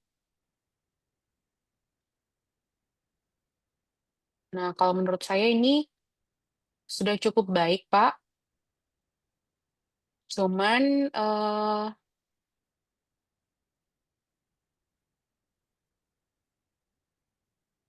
baik begini. Di dalam media sosial ada yang namanya trending, apa yang sedang naik daun, apa yang sedang dibicarakan oleh masyarakat. Nah, Bapak sebagai seorang pengelola media sosial, kita dituntut untuk bisa kreatif mengkreasikan apa yang sedang trending dengan informasi apa yang ingin kita sampaikan gitu, Pak. Saya pernah lihat satu konten Bawaslu itu yang mengangkat tentang film Sore misalnya yang sedang naik daun di kalangan Gen Z dan milenial sekarang saat ini. Nah, mereka ambil posternya tapi mereka ubah aktor dan aktrisnya diubah menjadi panitia pengawas misalnya seperti itu. Jadi bagaimana caranya kita mengkreasikan sesuatu yang lagi naik daun, sesuatu yang lagi tenar dan populer, dan memasukkan unsur-unsur kita ke dalam konten itu. Seperti itu. Jadi orang-orang sedang membicarakan tentang sesuatu A. Nah, kita masuk juga tuh untuk ikut berbicara di dalam situ, kayak, oke kalau tentang A, tapi kami bisa seperti ini loh. Nah, gitu. Jadi kita harus sering-sering memang melihat apa yang sedang populer di media sosial, Pak. Dan terkait masyarakat yang belum sadar tentang pentingnya media sosial, menurut saya saat ini yang penting Bapak dan rekan-rekan yang ada di Buton Utara itu konsisten terlebih dahulu untuk berbagi informasi. Konsisten mengikuti apa yang sedang tren, konsisten juga mengikuti konsisten juga untuk berbagi informasi-informasi melalui video. Karena saat ini konten-konten video itu yang paling digemari, video-video pendek, video-video lucu, video-video yang menarik visualnya, menarik editannya, seperti itu.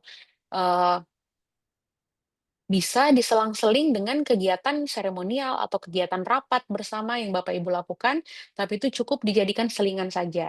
Jangan itu terus yang di-upload, tapi harus ada juga konten-konten edukasi yang bermanfaat untuk masyarakat. Nah, biasanya kalau sudah seperti itu dan Bapak Ibu konsisten untuk menguploadnya, maka algoritma, nah, yang membuat konten kita bisa viral atau tidak itu namanya algoritma ya Bapak Ibu.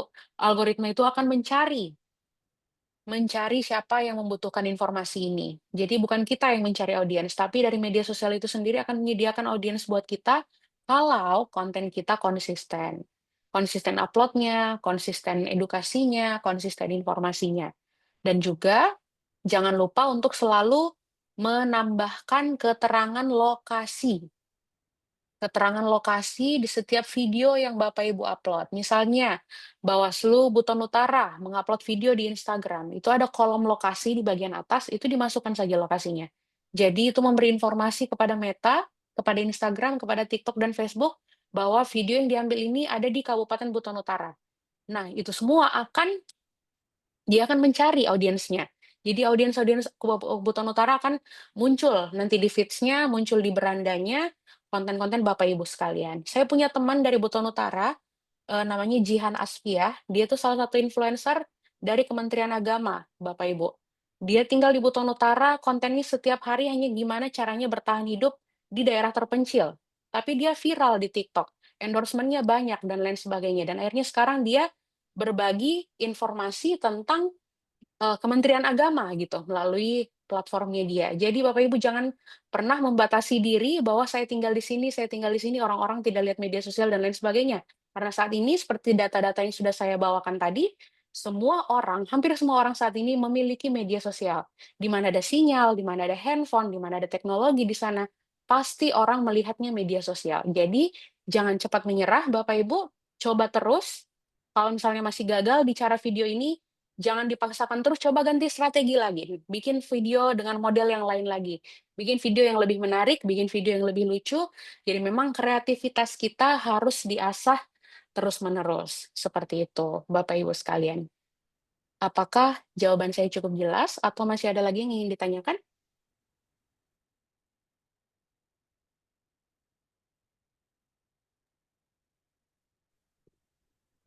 Baik, silakan dari Kabupaten Kolaka.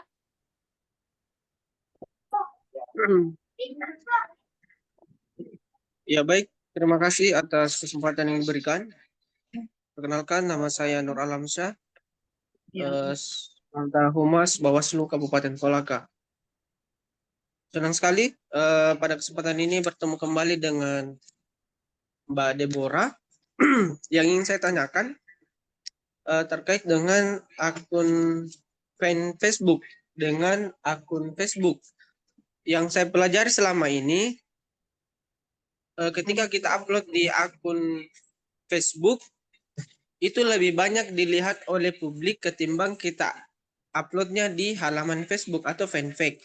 Nah, kemarin ini yang menjadi masalah, kita diarahkan oleh Bawaslu RI untuk mengupload di fanpage atau halaman Facebook. Tetapi saya lihat sejauh ini itu publik lebih banyak melihat postingan kita ketika di akun Facebook dibanding di halaman Facebook. Itu yang pertama. Yang kedua adalah sebenarnya di Bawaslu ini khususnya teman-teman staf sebenarnya banyak ide. Cuman kita memiliki keterbatasan bagaimana untuk produksi konten itu. Apakah dari segi buat videonya seperti apa dan buat pamflet masih agak sulit karena memang keterbatasan. Yang ketiga adalah saya mengajak kepada teman-teman staf ini untuk optimalisasi grup yang ada, yaitu grup humas, di mana di sana kita bisa saling mengingatkan, besok itu ada hari peringatan ini, mohon teman-teman jangan lupa buat pamflet. Nah, ini yang selama ini tidak terjalin begitu baik, sehingga grup yang kita punya itu grup humas seakan-akan kayak mati begitu. Ya, harapan saya ke depan melalui Bawaslu Provinsi ini harus dimentori supaya kita aktif. Karena tidak menutup kemungkinan saya sendiri juga biasa lupa besok itu hari apa, peringatan hari apa. Nah, ketika misalnya kita saling mengingatkan di grup itu, insya Allah Bawaslu Kabupaten Kota ketika ada hari besar pasti semuanya ada pamflet begitu. Terima kasih. Baik, terima kasih Pak Nur Alamsyah. Iya benar ya namanya. Dari Bawaslu Kabupaten Kolaka, pertanyaannya saya sudah catat. Yang pertama itu tadi perbedaan Facebook profile biasa user atau Facebook page atau halaman ya, halaman Facebook. Lalu selanjutnya keterbatasan resource dan lebih aktif di grup. Kita yang pertama dulu, saya pernah mengikuti pertemuan dengan Meta di Jakarta dan sepengetahuan saya, memang Facebook user dilarang untuk menggambarkan satu lembaga tertentu gitu. Kalau nantinya akan ada pemeriksaan, akun Facebook Bapak Ibu bisa hilang, di-ban sama Meta. Karena dia itu meniru atau bertindak seolah-olah lembaga tertentu. Sedangkan Facebook user itu memang dikhususkan untuk individual atau manusia gitu Bapak Ibu. Seharusnya maksudnya tujuan dari pembuatan Facebook itu untuk manusia, bukan untuk lembaga atau sebuah instansi. Nah, instansi atau lembaga memang diarahkan oleh pihak Meta itu adanya di Facebook page. Seperti itu. Jadi memang interaksinya lebih kurang kalau di page dibanding dengan di Facebook user. Tetapi arahan dari Meta, jika mereka menemukan ada user yang mengatasnamakan lembaga tertentu, itu bakal langsung hilang akunnya Bapak Ibu. Jadi rugi juga ya, walaupun banyak interaksi, banyak followers, tapi tiba-tiba kena razia Meta gitu. Jadi bisa hilang akun-akun Bapak Ibu. Nah, biar lebih aman, ini untuk safety-nya, semua akun-akun instansi yang Bapak Ibu pegang, itu memang lebih dikhususkan di Facebook page. Tetap saja konsisten untuk memposting di situ, tetap saja konsisten untuk bikin video dan lain sebagainya, dan jangan lupa kalau sudah diposting, Bapak Ibu, itu linknya di-copy dan di-share di media sosial lain. Apakah Bapak Ibu sudah melakukan hal ini? Misalnya posting di laman Facebook page ya, di laman Facebook, Bapak Ibu copy linknya, share di story Instagram, copy linknya lalu share di story TikTok atau di story WA, atau share di grup-grup kantor, grup-grup keluarga misalnya seperti itu. Itu jangan lupa karena itu salah satu kiat-kiat kita untuk meningkatkan interaksi adalah dengan kita aktif sharing dari link-link yang kita posting. Seperti itu kali ya. Kalau untuk pertanyaan pertama. Kedua, untuk keterbatasan resource, baik itu ketidaktahuan dalam mengedit video, ketidaktahuan dalam mengedit flyer atau pamflet, dan juga pemahaman yang masih minim terkait pengambilan gambar dan lain sebagainya, Bapak Ibu semua, dicoba saja dulu. Kalau menurut saya, skill itu perlu diasah, perlu dilatih. Tidak ada orang yang dalam satu malam langsung bisa membuat video yang bagus, yang profesional, dan lain sebagainya. Tapi kalau Bapak Ibu mau mencoba, mau berusaha, mau belajar, Bapak Ibu bisa mulai semuanya dari hal-hal terkecil. Yang penting itu usahanya dulu, dimulai dulu. Nanti perlahan-lahan Bapak Ibu akan bisa melihat, oh video saya ini kameranya masih goyang nih. Oke, di video selanjutnya nanti kita buat kameranya yang tidak goyang. Lalu Bapak Ibu selalu gunakan warna-warna yang mencolok, warna-warna yang mencerminkan Bawaslu, dan lain sebagainya. Begitu juga untuk pengeditan flyer atau pengeditan pamflet. Sekarang sudah ada tools-tools seperti Canva dan lain sebagainya yang punya template. Template itu sesuatu yang sudah jadi, tinggal Bapak Ibu ubah saja beberapa bagian, ubah fontnya, ubah warnanya, ubah lain sebagainya. Bisa dimulai dari Hal-hal seperti itu, Bapak Ibu. Jadi tidak perlu kita harus paham sekali desain grafis, harus paham dan lain sebagainya. Dicoba dulu dari menggunakan template. Seperti yang tadi Pak Ketua jelaskan ya, amati, tiru, modifikasi. Coba lihat akun-akun media sosial dari Bawaslu Republik Indonesia atau Bawaslu provinsi lain yang misalnya tinggi followersnya dan lain sebagainya. Itu coba-coba deh ditiru, dilihat tata letaknya seperti apa, dilihat kontennya, videonya bagaimana, ambilnya, dan lain sebagainya gitu Bapak Ibu. Jadi selalu belajar dan selalu eh, mengevaluasi diri, mengupgrade diri seperti itu. Silakan kalau masih ada yang ingin ditanyakan.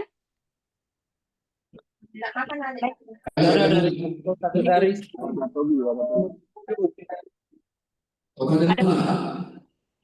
Yang dari mana dulu ini, Pak? Dari mana? Kota Kendari. Kendari. Oh baik, Kota Kendari. Pak Arham, silakan Pak. Ya, baik, terima kasih, Bu. Menarik sekali materi yang telah disampaikan. Utamanya saya sangat mengapresiasi terkait dengan kalender konten.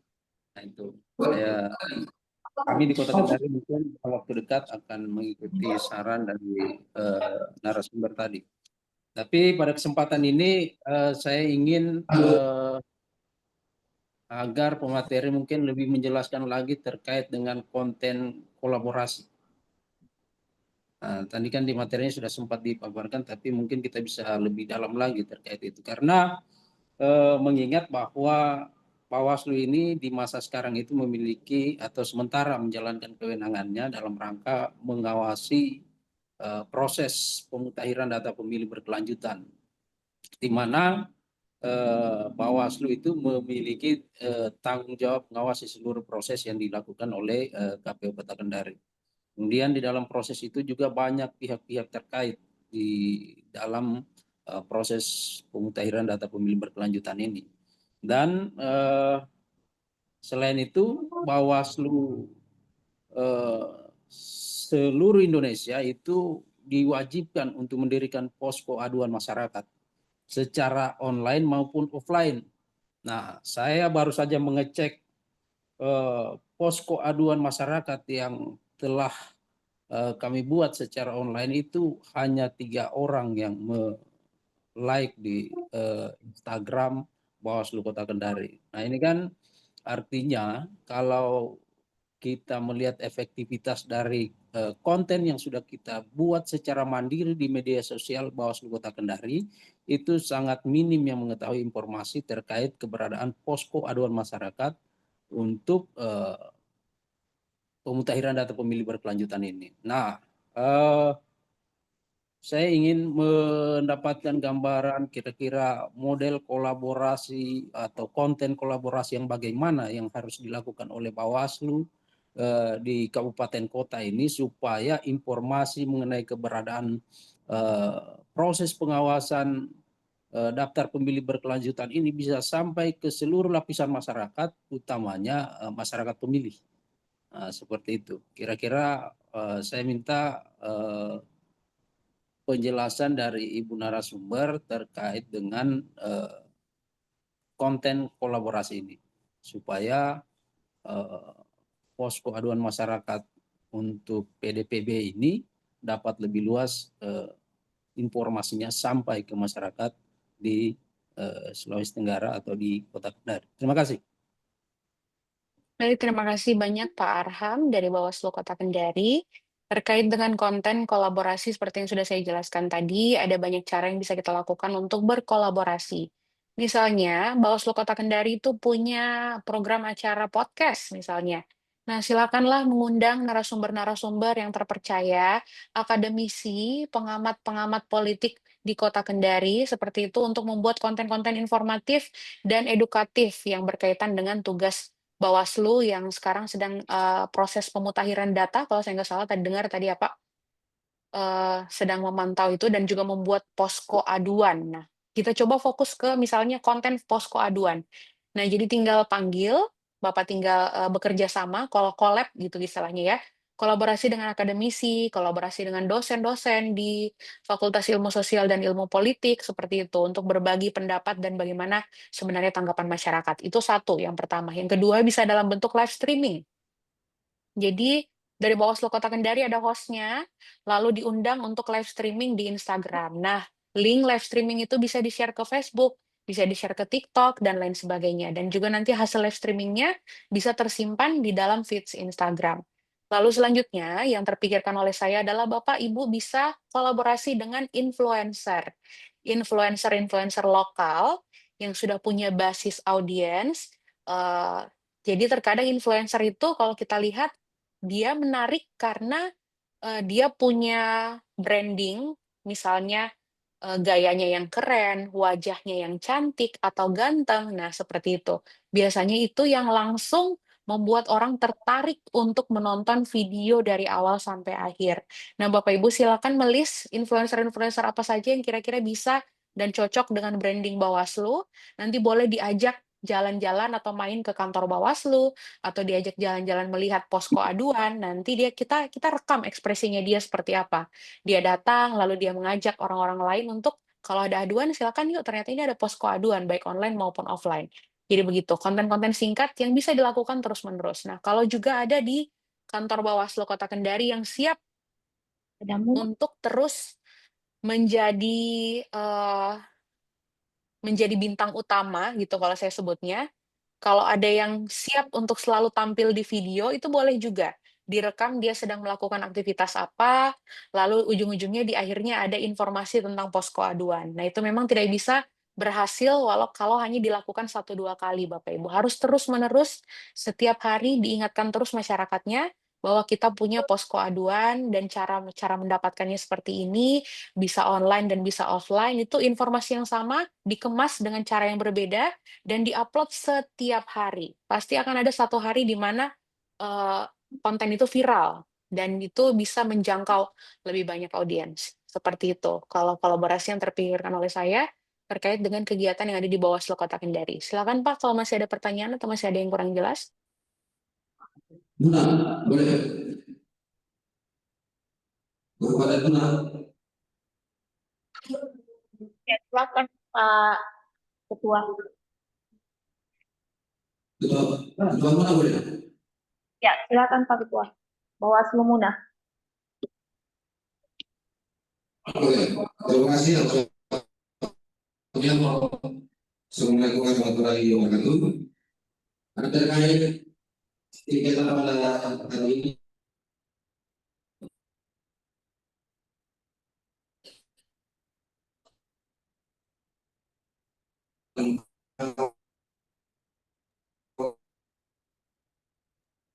Maaf, suaranya terputus, Pak. Saya tidak bisa mendengar.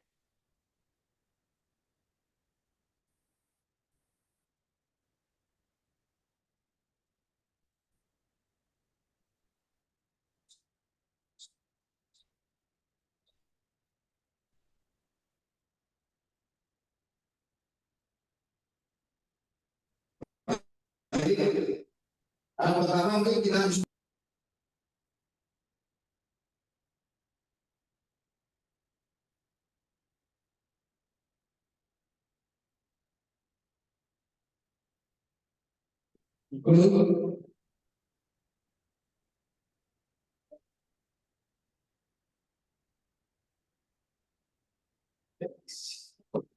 jaringan tidak sampai ke jaringan atau ada semacam nanti apa? Semacamnya kami langsung kita pakai jadi supaya lebih jelas ya.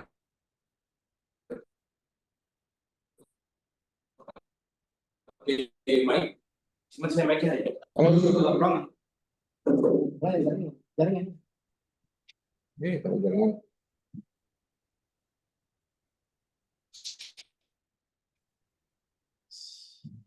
jaringan. Maksudnya dilihat. Kita suruh lagi nggak buka laptopnya. Dia buka itu aneh mas kali.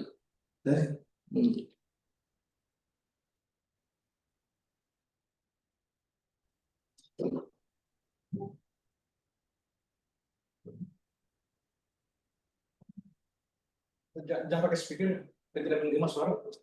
Dia bisa di mana? Pasal minimal tidak kedengaran suara. Gitu. Kedengaran ya. Jadi yang ini tidak boleh.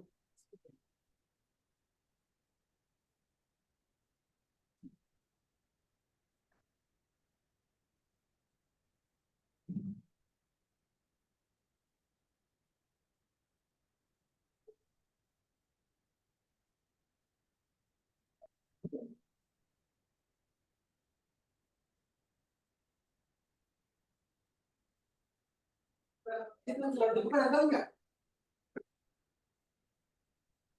Dia tadi Pak Didi dia ikuti terus. Sudah kedengaran Jangan. suara?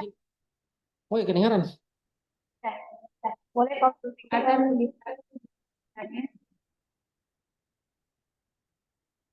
Kayaknya kendaraan ini jauh ininya. Mula, jaringan kurang bagus. Beri baru Pak. Ini yang ya, sudah kedengaran Pak Ketua. Sudah kedengaran ya?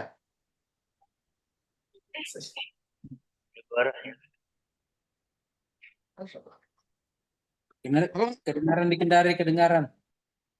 Sama pematerinya kedengaran enggak? Kalau sekarang kedengaran Pak, silakan. Oh ya, baik. Mungkin yang pertama mungkin terkait pengelolaan humas ini yang kita harus lihat bersama itu terkait masalah umum dalam pengelolaan humas ini. Jadi menurut saya mungkin dalam masalah umumnya ini mungkin pertama terkait krisis komunikasi di internal Bawaslu, apalagi dalam hal pengelolaan humas ini kan harus betul-betul idenya terkait Bawaslu ini harus betul-betul matang supaya jangan kelihatan kita miskin ide. Akhirnya apa yang kita mau upload, apa yang mau kita kontenkan itu agak susah dipikirkan apa terkait apa. Apalagi ruang lingkup kerja Bawaslu ini kan terbatas sekali dan itu sudah ada dalam undang-undang. Yang kedua, permasalahan kedua ini terkait hubungan kita dengan media. Ini juga harus penting sekali hubungan kita di media supaya dalam hal informasi-informasi terkait Bawaslu itu bisa sampai di rekan-rekan media. Yang berikut juga terkait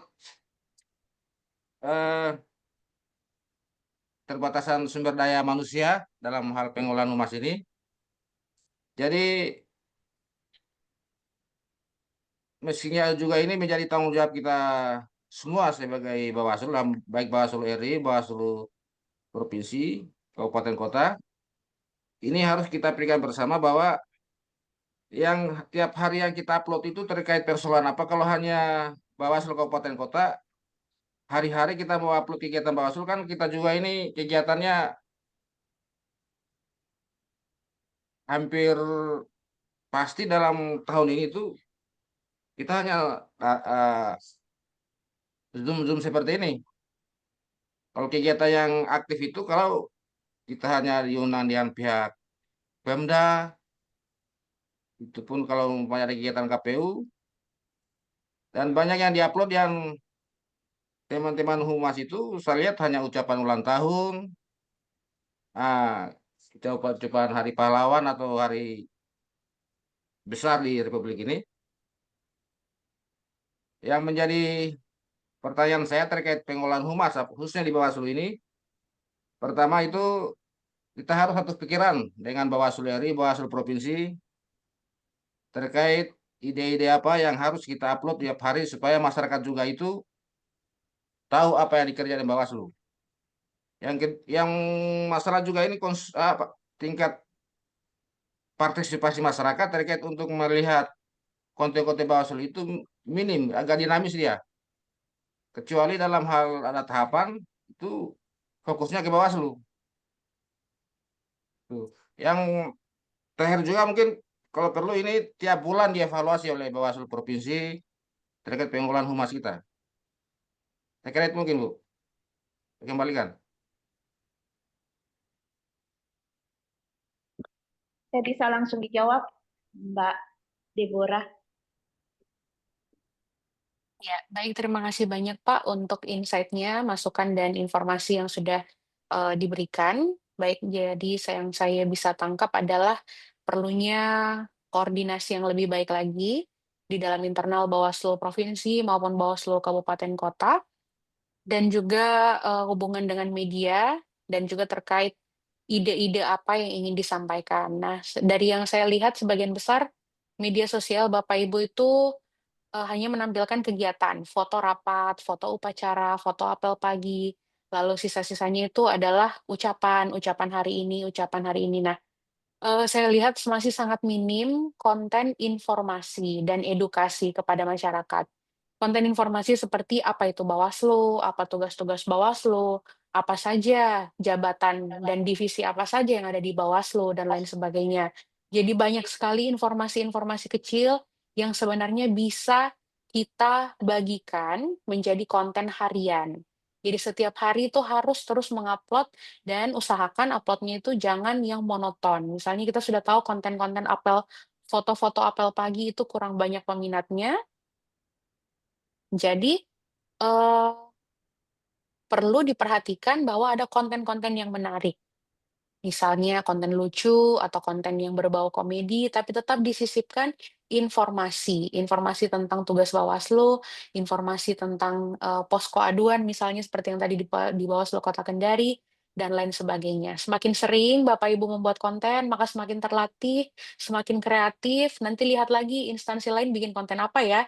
Nah, coba deh kita bikin yang seperti itu, tapi versi Bawaslu. Itu namanya teknik amati tiru modifikasi, ATM.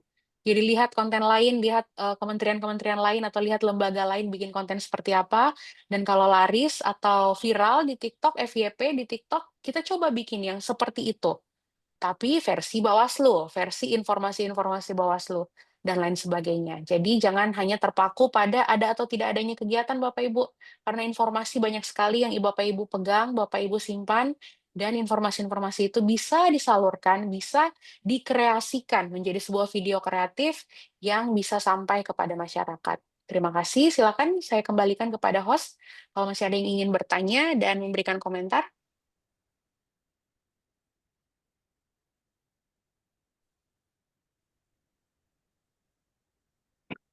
Baik, karena saya kira untuk kegiatan kita Zoom hari ini sudah bisa kita closing, Mbak Deborah, karena berhubung juga waktu sudah menunjukkan pukul 12.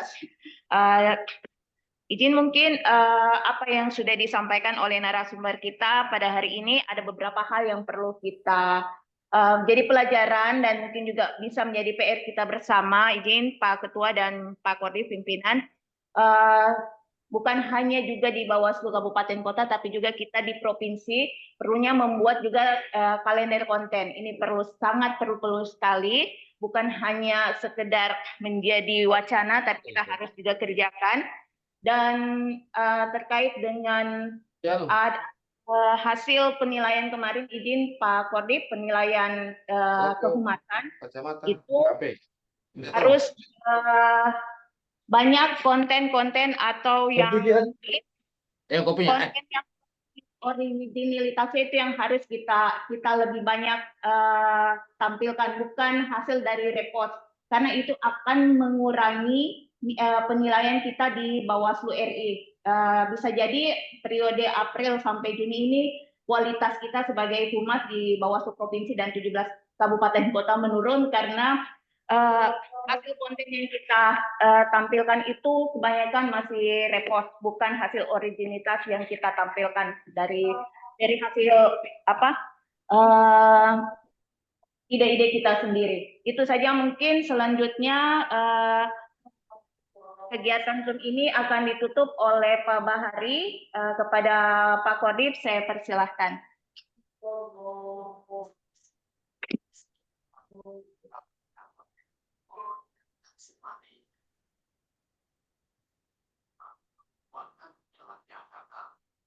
Halo. Halo. Ya, kedengaran Pak Kodim. Silahkan. Terima kasih. Alhamdulillah wa syukurillah wala quwata illa billah. Saya kira sudah hampir 1 hari kita melaksanakan kegiatan rapat koordinasi kehumasan di lingkup Bawaslu Provinsi Sulawesi Tenggara. Saya berharap dengan adanya kegiatan ini bisa menambah hasanah keilmuan kita terkait dengan kehumasan di lingkup Bawaslu secara kelembagaan. Saya kira yang paling pertama juga saya ucapkan terima kasih Bu Deborah. Mudah-mudahan di lain waktu kalau ada kegiatan-kegiatan Bawaslu Provinsi Sulawesi Tenggara tidak bosan-bosan untuk memberikan masukan ke Bawaslu. Saya lihat biasanya ini Pak Bram tidak bertanya, tapi alhamdulillah di kegiatan Zoom ini dia bisa bertanya. Biasanya itu langsung saja tidak mau bertanya, apalagi Zoom kayak begini. Alhamdulillah di kegiatan Humas kali ini Pak Bram bisa ikut bertanya walaupun bukan kegiatannya para ketua, tapi saya berharap dengan adanya Pak Bram ini bisa menambah hasanah juga ke teman-teman yang lain. Siap, Gus, Yang siap. berikutnya Terima kasih, saya Gus. kira ucapan terima kasih juga kepada Koordinat Pencegahan, Humas, dan jajaran staf yang mengikuti. Saya lihat tadi walaupun memang saya tutup panunya karena saya ada menerima beberapa tamu dari mahasiswa, tapi saya lihat semuanya terbuka videonya. Beda biasanya ada kegiatan kayak begini, Bu Deborah, itu kelihatannya cuma foto saja di depan, tapi tidak lihat. Tapi alhamdulillah kegiatan kali ini semua aktif dan mendengarkan. Apakah karena Bu Deborah ini pematerinya? Karena semua ini usulan. Katanya Bu Deborah saja katanya pematerinya. Lain kali insya Allah kita akan panggil kembali Bu Deborah lah. Terima kasih banyak, Pak. Terima kasih. Saya kira saya berharap juga dengan adanya pematerinya kita Ibu Deborah, mudah-mudahan konten-konten kita di Bawaslu Provinsi Sulawesi Tenggara bisa naik ratingnya lah dibandingkan dengan Bawaslu Provinsi yang lain. Saya kira sekali lagi saya ucapkan terima kasih buat Deborah. Mudah-mudahan di lain waktu bisa kita bertemu kembali dan saya tutup dengan ucapan alhamdulillah kegiatan kali ini dan terima kasih kepada seluruh audiens yang mengikuti kegiatan pada hari ini. Terima kasih. Assalamualaikum warahmatullahi wabarakatuh. Waalaikumsalam warahmatullahi wabarakatuh. Terima kasih Bu Narsum. Terima kasih Bu Olive. Terima kasih Bapak Ibu Sampai semua. ketemu Mohon lagi di maaf gaji kalau ada berikutnya. kekurangan. Silakan Ya, siapa terima tahu Pak Bram kasih. minta nomor teleponnya Bu Deborah, silakan langsung berbicara. Sehat Bu Deborah. Kalau Pak Korlim berkunjung ke daerah, bisa lah ikut di Bu Deborah toh? Bisa. Nggak ada masalah Pak. Bisa, Pak Bram.